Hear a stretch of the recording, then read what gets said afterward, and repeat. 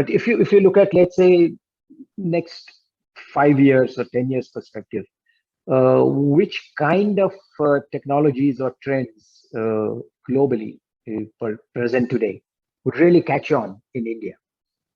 Yeah. So till now, the Indian vehicles have not had a very high safety level. So let me talk about safety.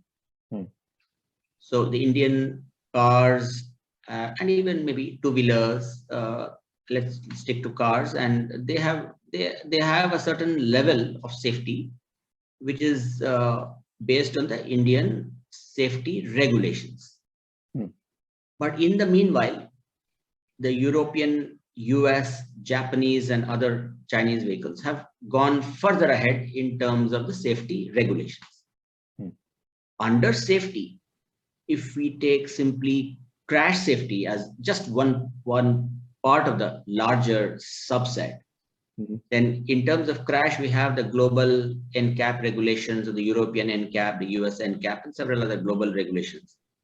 Many of the India designed cars are reported in public domain as not meeting those global crash regulations.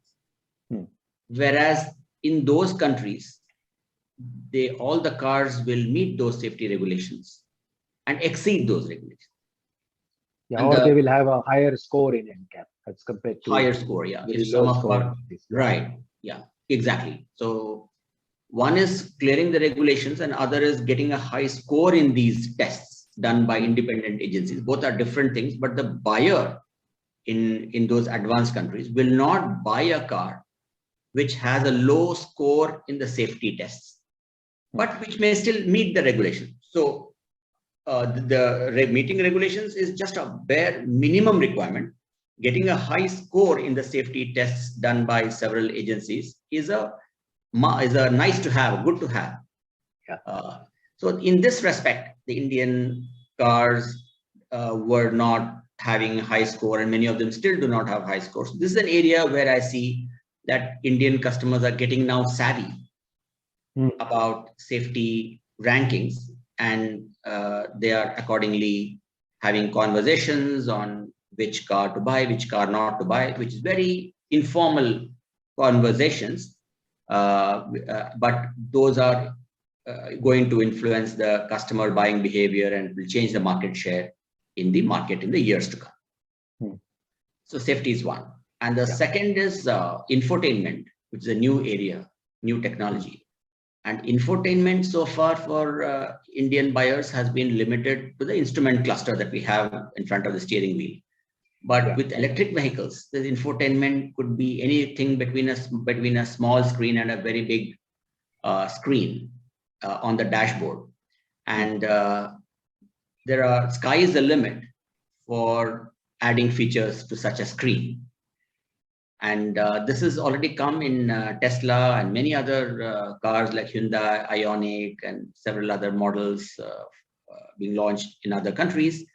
But in India, you do not see them in many models because of the gap in technology, and also that India is a very cost-sensitive segment. So some companies hesitate to put this in a medium segment car, and they're only putting it in very premium segment cars.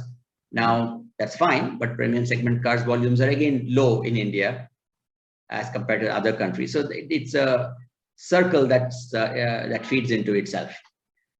So this is definitely one area. And the third area for electric vehicles is NVH.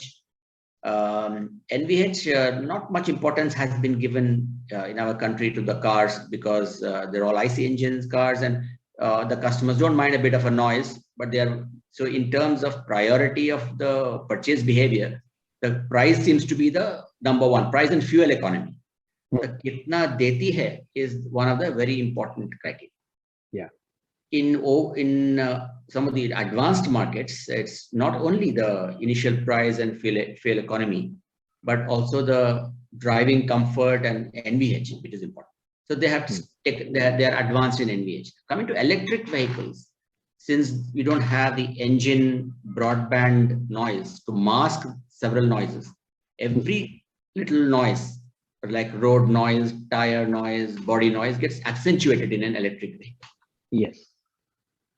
So that will be a very big challenge, because suddenly the manufacturers have to design very silent vehicles so that that noise doesn't become an irritation.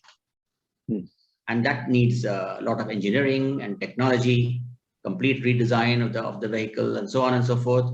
So that's a very good opportunity as well for suppliers having the technology to introduce it into the vehicles in India.